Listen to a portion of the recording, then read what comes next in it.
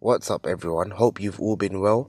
When you're in your early adulthood years and first embarking on your financial journey, it can be difficult to know how to behave and act when it comes to financial responsibilities and decisions. We tend to make better decisions as we mature and get older, but that being said, with the right mindset and attitude, it is highly possible to make wise financial choices and decisions and build a solid foundation in your 20s. So in today's video, we're going to be going over 5 money habits to develop in your 20s. Hopefully these tips and advice will help you get the ball rolling.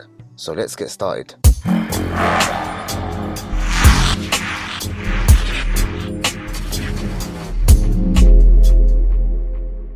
Don't spend money on things that don't give you a valuable return. When you're young, let's be honest, it's easy to spend your money on things that give you a thrill or momentary happiness. It's easy to buy an impulse, and it's easy to make your spending choices based on your emotions or on things to help you feel like you're fitting in with the crowd. Spending money on things like clothes, smartphones, cars, going on nights out all the time will only eventually have a diminishing return whilst eating up all your finances. Now don't get me wrong, having a car to get around is fine as long as it's within your budget, and trying out new experiences and vacations will give you more perspective and help you learn and grow, and so they can definitely give you a lot back in return. However, certain things need to be done in moderation whilst you're building your finances and trying to elevate yourself on the financial ladder. Spending money on things important to you, like investing in your hobby, having new experiences with friends and family, makes much more sense rather than spending money on the same repetitive things that give you little to no value in return. Stop buying depreciating assets. Depreciating assets are things that will make you lose a lot of money in the long run, that will make you question whether or not they're worth the hassle to begin with.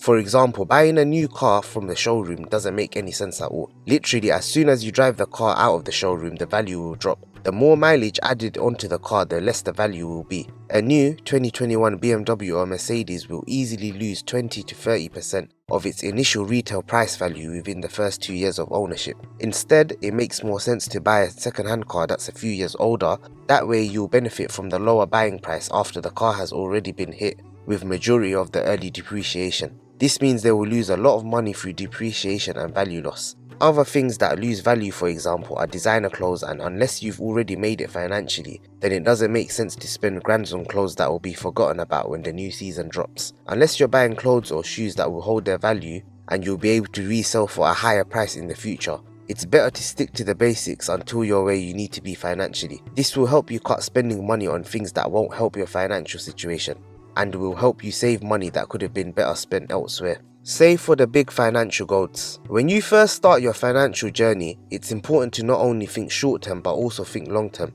A lot of the small purchases like the weekly groceries or monthly bills may be easier to organize and prepare for with consistency, budgeting and planning.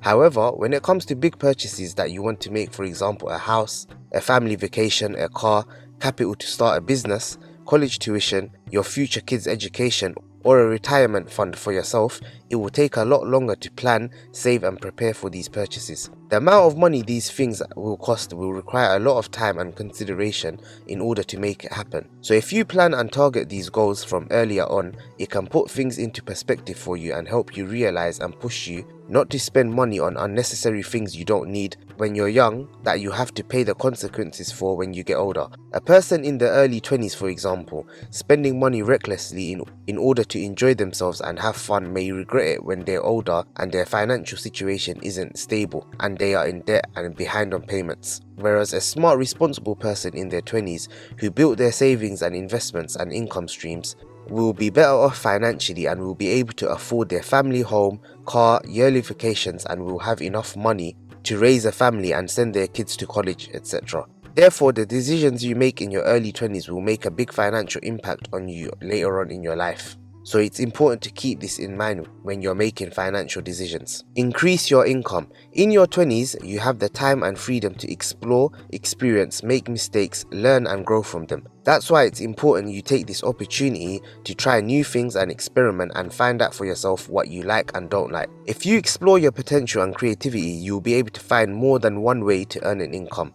and diversify your options. So yeah, have a 9 to 5, have a side hustle, have an online dropshipping store, invest in stocks, invest in receiving monthly dividends, start a YouTube channel. You get the idea. This will ensure that in case something does happen to the stability of one income, you have others to fall back on. Also, when it comes to cutting out on costs, you can only do so much. But when it comes to making extra money, there's no limit. So always have work on new ways to diversify and expand your income. Avoid debt and relying on credit.